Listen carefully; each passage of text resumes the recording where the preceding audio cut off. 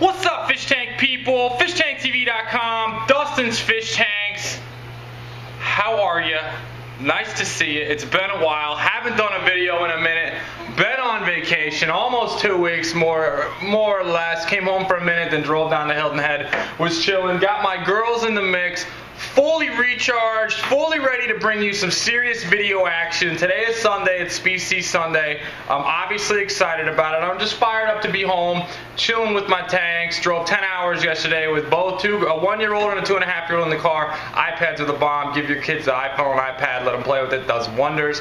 Little girl right here, Mom's Maya June, was sleeping. She did a real good job. Yes. And you, were you doing good, Noah? Yeah, you were doing good in the car. That's right. So I want to show you what's going on. I got my man Brian, B-R-Y-A-N, cichlid tank. You can check out some of his stuff. He's got a few videos up there. Dude's mad knowledgeable. More importantly, he's like, yo, I'll clean your tanks while you're gone. So I want to show you a couple things. The good, the bad, the ugly of what happened while I was gone, and then a couple of lessons here. So, really excited to be making a video. The breather was needed, you know. I know some of you guys were like, make another video, whatever. I needed to take a breather. I got a breath. I'm back. Here's what's up. We'll start with it looks the best, and then we'll work our way into it. Yeah, it's funny. Alright, so this is the 75 with the highlights that Brian came to. And I want to point out something that's a big thing.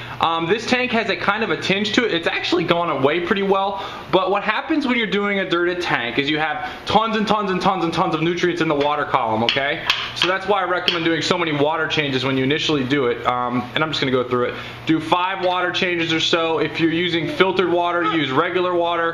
Do all those big water changes. And then on your 5th and final one, use your filtered water. That way you have all that excess nutrients out of the water column and into the substrate where the plants can absorb it with their mouths and their roots and their whole deal, because that's where plants eat. Here's what happened. This one right here up top, as I set my child down. Hold on, sweetie. Hold on. Woohoo! This one, my mom was home with the tanks. Brian hadn't come over for a week. And the tank had excess nutrients because the light stayed on. So I had excess nutrients, excess light. Not from feeding them too much or anything like that, but just too much light. The light stayed on, okay? So that's something you want to make sure if you have people watching your tanks that your timers are good and on or anything. I don't know what happened. They probably screwed with it. Whatever. They figured it out. So there was way excess nutrients, and I had lots of pea water, green pea water, green soup water, whatever. Big water changes, and cutting back the light killed that. So I know some of you have been struggling with some green water. That's how you do it. Huge water changes, remove all the excess nutrients in the water, the plants will catch up. Cut your lights back. I run my lights at 6 hours. That's it, 6. They don't need 12. 6 hours is all you need. You can get away with more, but just that's your finesse point. I think 6 is safe for me, and then do it when you're around. So that's what's up. I want to show a problem with this tank that's been going on for a while here. I'm going to have to take these lotus. I do not have lotus for sale in aquatic jungles. At least I won't after this. Because they've been decimated by a snail. Now, I don't know where it is because I bring in plants from outside and inside and all that. So I've got something that's eating some plants here. Which, you know, I apologize if I've ever shipped anyone some snail-eating plants or plant-eating snails, but it's happening in here.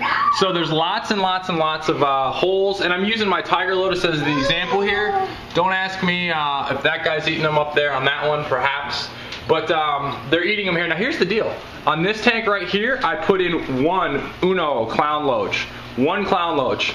See the leaves different here? No problem.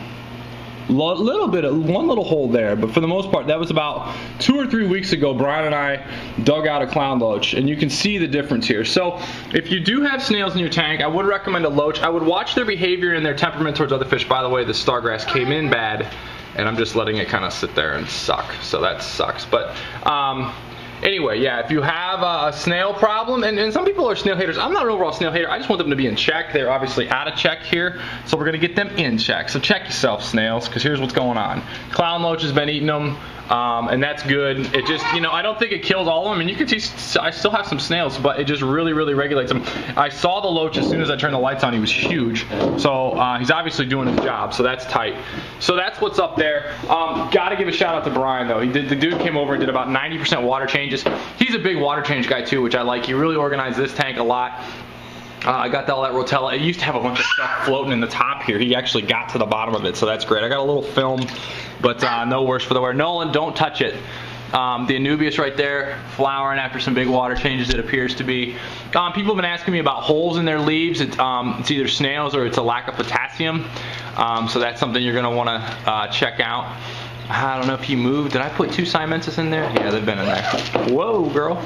So yeah, that's what's up. Species Sunday coming in a bit. This tank he didn't get to, which is fine. I got you, honey. He didn't get to. He didn't de-duckweed it or whatever, but oh well. He did a great job on 3 of the 4. And then the 90 over here, he did a bunch of big water changes on. I don't know why it's just so dingy looking, but you know, those guys are doing all right. The Cory cats have still been loving the bubbles.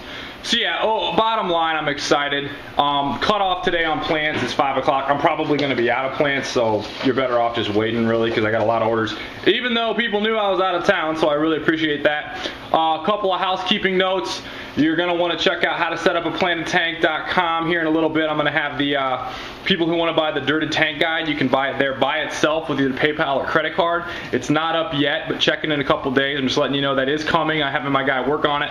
I've done everything I can do to process it, so that's what's up. Also, just working on a lot of fun stuff. Just a lot of recharged back in the game.